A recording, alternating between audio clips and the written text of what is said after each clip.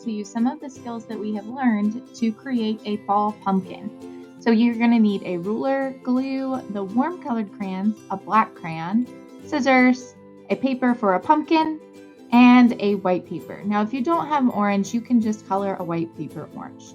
The first thing I need to do is make sure that my two papers are the same size. So I'm going to line them up, trace the white paper, and then trim the orange paper so that they are the same size. Then I'm going to take my orange paper and I'm going to fold it in half, hamburger style, like we did when we made the heads for the monster. And I'm going to draw half of a pumpkin. Remember that it needs to be from the fold side to the fold side. So I'm going to draw half of a pumpkin stem. And then I'm going to draw one big bump down to the side. Then I'm going to come back up and I'm going to add another bump on the side. Pumpkins are lumpy.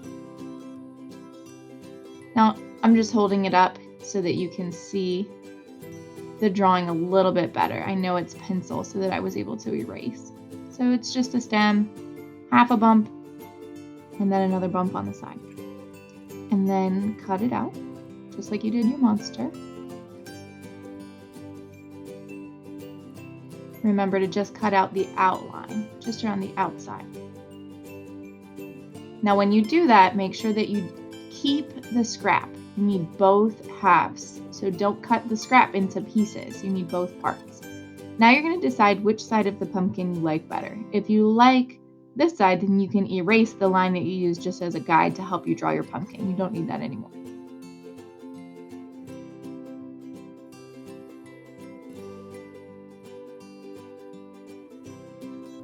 And then you're going to cut your pumpkin in the half right on that crease, right on that fold line.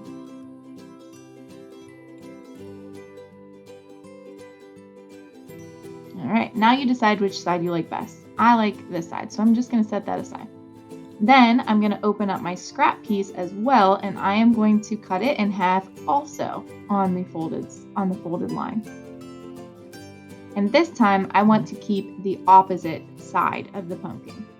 So since I have the left side of the pumpkin, I'm going to keep the right side of the scraps. That way when I put them together, I can see my pumpkin again. Now I've got a little bit of pencil on the scrap, so I'm just going to erase that real quick to clean it up. Now I need my white paper, and I am going to glue my two pieces of my pumpkin down on that white paper.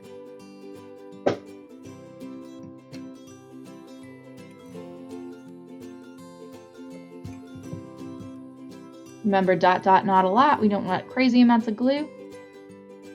And then I like to use my finger when it's real blobby like that to smear it out a little bit, just so that it doesn't leave big bumps under the paper. And you can just kind of clean your finger off right on the paper there, so that you're not all sticky. And then I'm going to flip it and stick it. When I stick it, I want to line it up with the top edge and top corner first. And as long as those are in place, the rest of it should pretty much fall into place on its own when you lay it flat.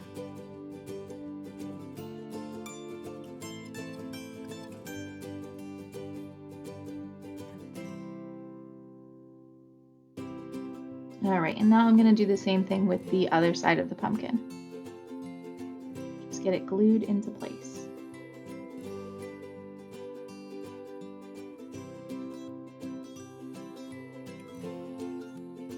Smear out the glue a little bit, flip it and stick it. And when you stick it, you want to match up the sides of the pumpkin. So make sure that your stem matches up and make sure that the bottom edge of the pumpkin matches up. And then just smooth it out.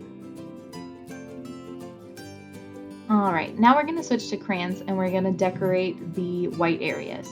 So I'm going to use a ruler and I'm going to break up the outside white area into 4 pieces, I guess.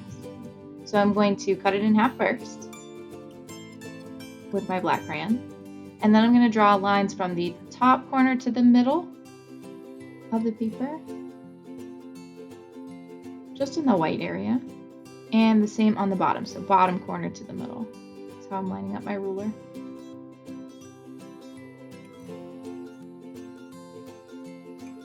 And then on the pumpkin, I'm going to close off the line where the stem would meet the pumpkin itself. And I'm going to redraw that bump on the white area.